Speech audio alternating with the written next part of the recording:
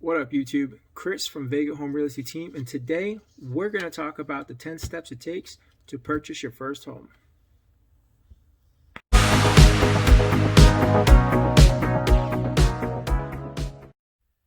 What up, YouTube? Chris from Vega Home Realty, and today, like I said, we're going to talk about the 10 steps of the home buying process, and I even got my notes here. But before we do that, let me introduce myself. I am a resident of Westchester, New York, and I specialize in first-time home buyers, veterans, and first responders. So, without further ado, let's talk about the home buying process. The process is not that difficult to really kind of handle, right? There is 10 steps to it, but we'll break it down one by one. So the first step would be is to find a real estate agent that you can hire, in the sense to represent you in the process of buying, and that you can kind of get along with. Some real estate agents are sometimes not the greatest people to get along with, and some people are. Some have been doing this for a while, and they have short tempers, and I think it's really important that you have a good relationship with your real estate agent, and that so you can trust them. You don't want to work with somebody that's kind of going to be a dick, right? Two, one of the first and most important things that you should do is get a pre-approval. And that's probably even before you find your real estate agent, because the first question the real estate agent is going to ask you is, do you have a pre-approval? And if you have one, it just kind of speeds up the process. If not, more than likely a real estate agent that's been doing this for a while can help you find a loan officer that can help you get your pre-approval.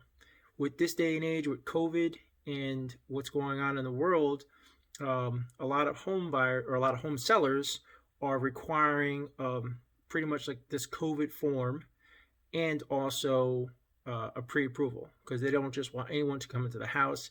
It's not like back in the day where you could just go visit, go look at some houses. They want to know that the person that's going through the house is a qualified buyer for that property. So that's, it's what it is now, and going around the pre-approval is not going to happen. Can you see some houses without a pre-approval? Yes, but most houses nowadays that are on the market do require a pre-approval. All right. Now, once you get your pre-approval, you found your real estate agent, and now you talk to your real estate agent about finding your house. So in your home criteria that you want to buy your home, you have certain needs, right? You might want a 3-bedroom, 2-bath, a little yard, big yard, whatever it is. You talk to your real estate agent about it, and once you guys figure out what you want, he should be able to set you up on the MLS, which stands for Multiple Listing System. And once that happens, he'll put you like on a campaign drip, and the system itself will send you daily homes that fit your criteria that you want to look at and maybe purchase. So in that sense, when you get an email from me or another agent, whoever you're working with, it's that system sending you the email of homes that are on the market or just came on the market that fit your criteria for the home. So once you do that for a while, then you kind of search homes, right? You say, hey, Chris, I like that house that you sent me. Can we go see it? And then I say, yes, we go see it. Of course, I have to submit the COVID form, pre-approval, and arrange the showing time, right? Once that's all done, if you like the house, let's say, we make an offer. And the offer is based on your criteria of your loan and what kind of loan you're taking out.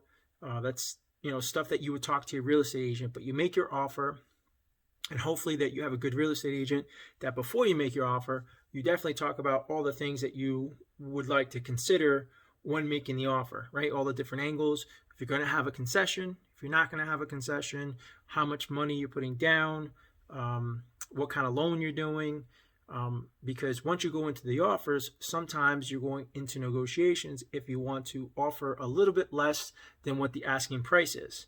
So if the house is $300 and you want to offer $280 because you talked to your real estate agent, and your real estate agent did a CMA, which is a comparative market analysis, and that kind of shows you what the value of the house is in a snapshot in that area at this time, right?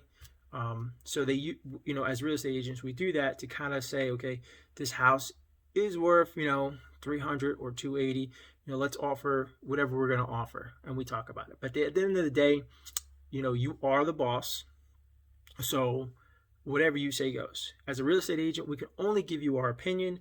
We can only give you advice. We could help steer you in the correct direction to buy your home.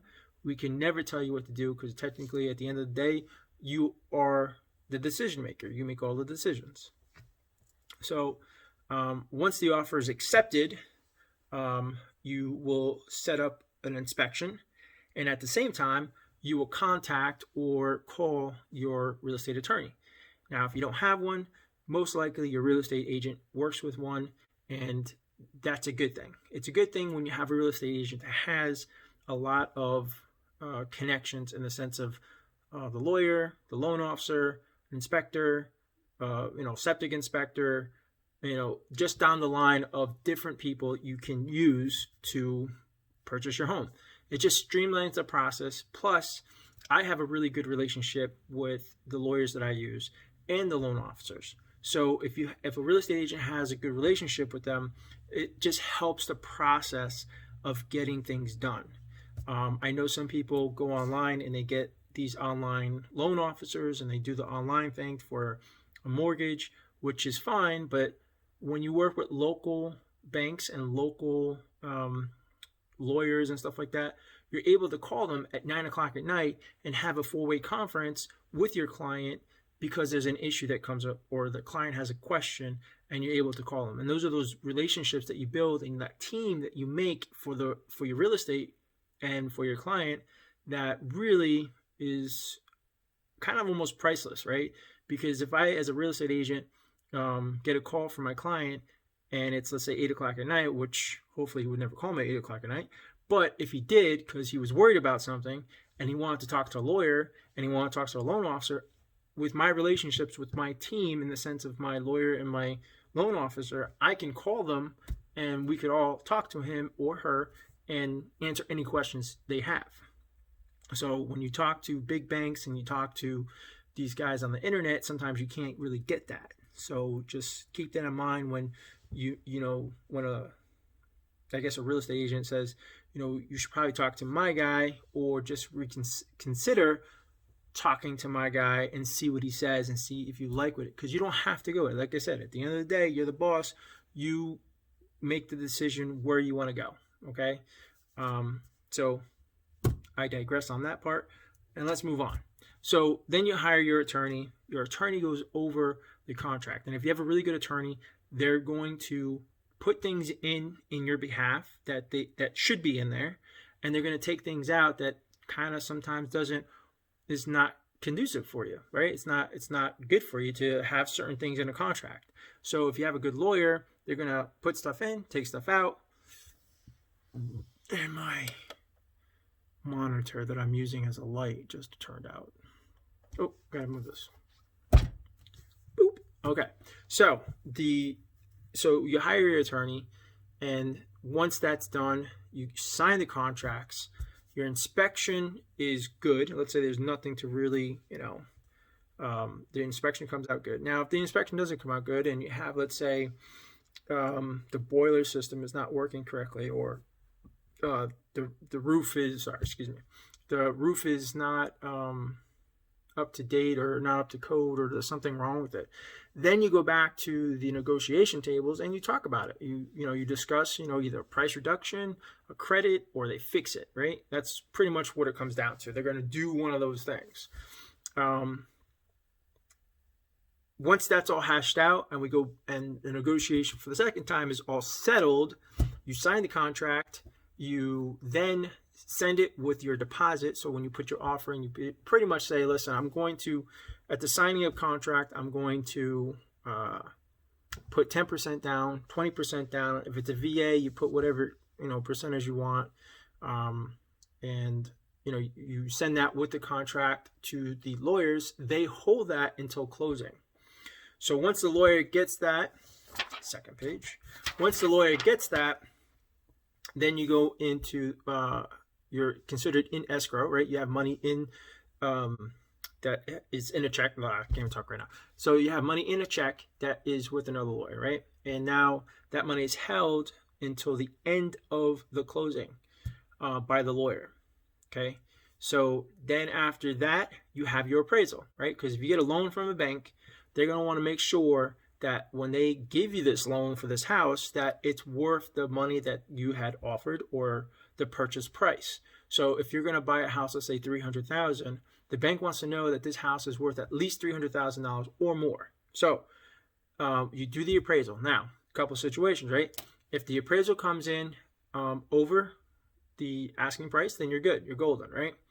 If it comes in under asking price, then you have to kind of go back to the negotiation tables and talk about, what's going to happen in the sense, is the seller going to come down in price to meet the appraisal price? Is the buyer going to put extra money down on the down payment to kind of cover that difference of the appraisal? Or does the seller and the buyer kind of split that difference and to make the deal happen, right? And if any of the parties say, no, I don't want to do any of that, then we all walk away from the table and the buyer keeps looking for a house. The seller is still looking for someone to buy their house. At the end of the day, usually people don't do that. They come to some kind of agreement or some type of compromise to try to make the deal happen. Okay, so now let's say the appraisal is done and everything's good, everything's copacetic. Now we go to the closing table. And in the closing table, you're going to have some closing costs. Depending on the loan that you have and depending on the structure of your loan that you talk to your loan officer with, you're going to have some closing costs. And usually the closing costs are about 4 to 6% in between there of the purchase price. Okay, closing costs, it's the fees from the bank for the loan, and also your taxes and your escrow, because the bank does require you to, when you have a loan with them, they do require a certain amount of money in escrow to start off your escrow account, because your escrow will pay for your homeowner's insurance and your property tax and your school taxes. So they want a certain amount in there to start that account up. Okay, so you are going to have some closing costs, and some of that's going to be your taxes and stuff like that. But if you have a structured loan where there's equity on the back end of the house, so for example, if you have a $300,000 house that you're trying to buy and you have equity in the house because the appraisal came back, let's say $320,000, you can possibly get $20,000 of equity to use towards your closing costs, to cut your closing costs down, or even not pay any closing cost. So that's something you talk to your loan advisor about, your loan officer. But that's pretty much in a nutshell how it happens, right? You got a lot of signing of papers that day of the closing, and you'll get your little gift from the real estate agent saying thank you for buying your house with me, and if you have any other clients, please refer them to me if you like the process. But that day, it's a good day. It should be a happy day.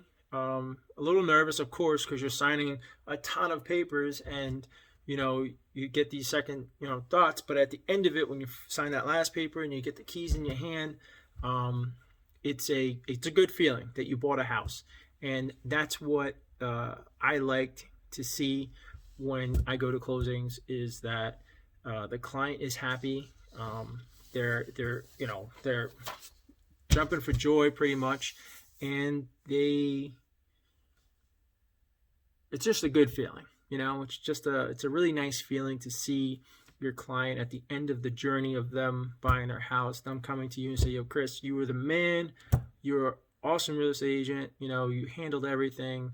You were very responsive, and you made it almost stress-free. And that's the main purpose of a real estate agent, is to help you buy your home stress-free, or at least try to, right? There's things that are going to happen, hiccups are going to happen. As long as you're honest and upfront with your real estate agent so they can best help you and manage you to buy your home, it can be really stress-free and almost seamless, as long as you're honest about everything. and don't don't hide anything. So that is the home buying process in a nutshell.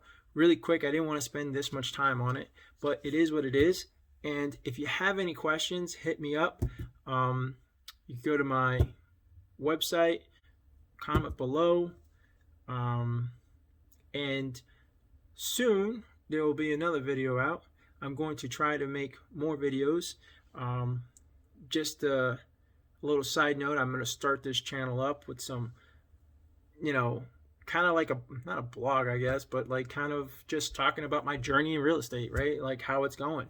And hopefully that, I could help some people and people watch these videos and get some info, even though there's a ton of real estate agents doing the same thing.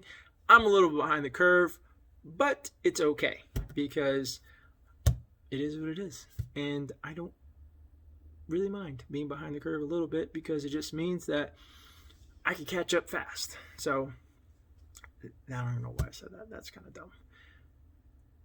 We'll have to edit that out. So I got nothing for you. And if you need anything help, if you need help buying a house in Westchester, Putnam, Orange County, New York, or even the Bronx, you can contact me anytime. If you have anybody from out of state coming in state, let me know, and we can help them out too. So, YouTube, peace out.